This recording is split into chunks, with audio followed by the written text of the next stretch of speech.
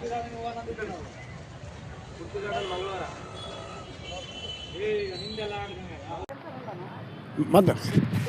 Sir, ನೀವು ಬರ್ರಿ sir. ನೀವೊಬ್ರು ಆ ಕಡೆ ನೀವು ಇಲ್ಲಿ ಬರ್ರಿ. ಅಲ್ಲ ಇಲ್ಲ ಸಾರ್ ಹತ್ರ ಬರ್ರಿ ಸರ್, ಮಾತಾಡಿ. ಅಣ್ಣ ನೀ ಇಲ್ಲಿ ಬಾ.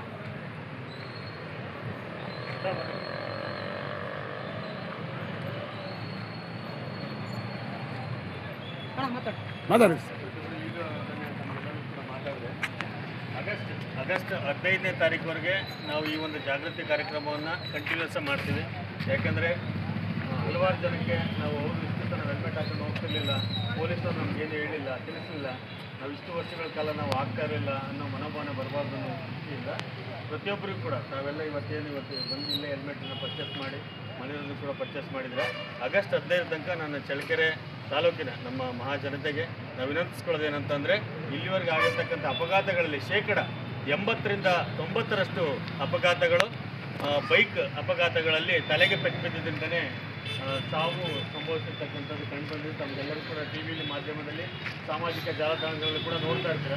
ಆದ್ದರಿಂದ ದಯಮಾಡಿ ನಿಮ್ಮನ್ನು ನಂಬಿಕೊಂಡು ನಿಮ್ಮ ಕುಟುಂಬ ಇರ್ತದೆ, ನಿಮ್ಮ ಮಕ್ಕಳು ಇರ್ತಾರೆ, ತಂದೆ ತಾಯಿ ಇರ್ತಾರೆ, ನೀವೆಲ್ಲ ಹೊರಗಡೆ ಹೋಗಿ ಬರ್ತೀರಿ ಅಂತ ಹೇಳ್ತೀರಾ, ಮತ್ತೆ ವಾಪಸ್ ಬರೋ ನಿರೀಕ್ಷೆಯಲ್ಲಿ ಅವರೆಲ್ಲ ಇರ್ತಾರೆ. ಅವ್ರು ಒಂದ್ಸರಿ ಮನಸ್ಸಲ್ಲಿ ನೆನೆಸ್ಕೊಂಡು ತಾವೆಲ್ಲರೂ ಕೂಡ ಮನೆಯಿಂದ ಹೊರಡುವಾಗ ಹೆಲ್ಮೆಟ್ ಧರಿಸ್ಕೊಂಡು ಹೊರಡಬೇಕು. ಕಡ್ಡಾಯವಾಗಿ ಹೆಲ್ಮೆಟನ್ನು ಹಾಕಬೇಕು. ನಾನು ನಮ್ಮ ಮಾಧ್ಯಮ ಮಿತ್ರರ ಜೊತೆಗೆ ವಿನಂತಿ ಮಾಡ್ಕೊಳ್ತಾ ಇದ್ದೇನೆಂದರೆ ಪ್ರತಿಯೊಂದು ನಮ್ಮ ತಾಲೂಕಿನ 65 ಹಳ್ಳಿಗಳಿಗೆ ಮತ್ತು ನಗರದಲ್ಲಿರ್ತಕ್ಕಂಥ ಪ್ರತಿಯೊಬ್ಬರಿಗೂ ಕೂಡ ಆಗಸ್ಟ್ 15 ತನಕ ಕಾಲಾವಕಾಶವನ್ನು ಕೊಟ್ಟಿದ್ದೇವೆ.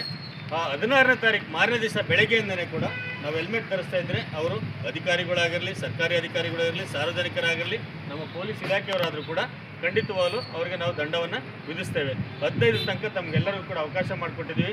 ಒಳ್ಳೆ ISI ಬ್ರ್ಯಾಂಡು ಹೆಲ್ಮೆಟನ್ನು ಖರೀದಿ ಮಾಡಿ ನಿಮ್ಮ ಒಳ್ಳೆಯದಕ್ಕೋಸ್ಕರ ಹೇಳ್ತೀನಿ. ಇದರಲ್ಲಿ ಯಾವುದೂ ಪೊಲೀಸವ್ರದ್ದು ಸ್ವಾರ್ಥ ಇರೋದಿಲ್ಲ.